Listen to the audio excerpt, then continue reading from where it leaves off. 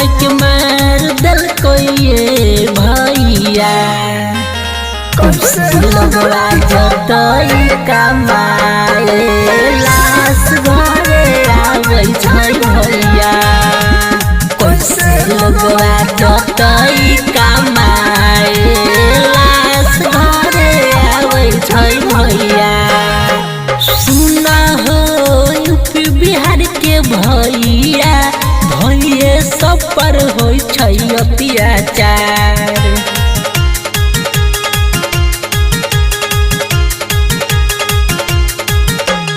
सुना हो यूपी बिहार के भैया भैये सब पर होइ छै अत्याचार।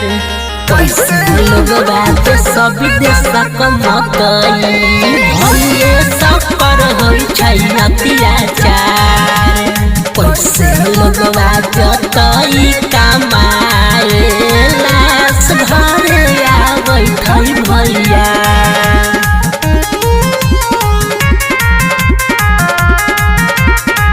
Recording by A to Z Dhaka।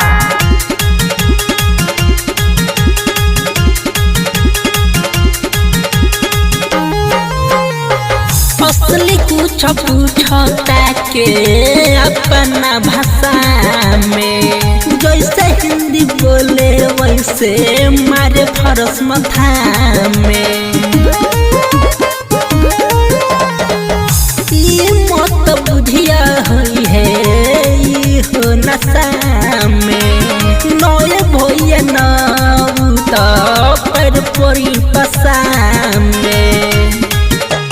सोचा ओकरा बारे में जे कर देता दिल पर बीतता होइ छैया। सोचा ओकरा बारे में जे कर देता दिल पर बीतता होइ छैया। कैसे लगवा के सब देशक मकई भैये सब पर होइ छै अत्याचार।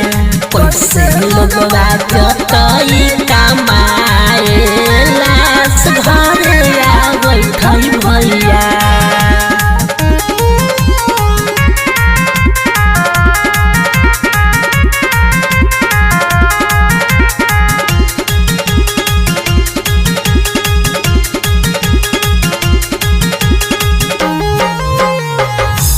रहत बेरी बेरी फेरा भारी कांड हो मोती नीतीश जी से यह बाडी मांड हो।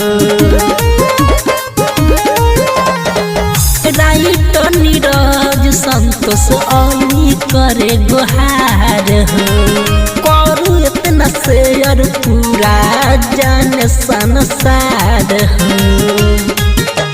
साधनता से करतानी विनती परतानी हम पैया। साधनता से करतानी विनती परतानी हम पैया। कैसे लगवा के सब देशक मकई भैये सब पर होइ छै अत्याचार। कैसे लगवा जतई कमाए लाश घरे आवे छै भैया। Recording by A to Z Dhaka।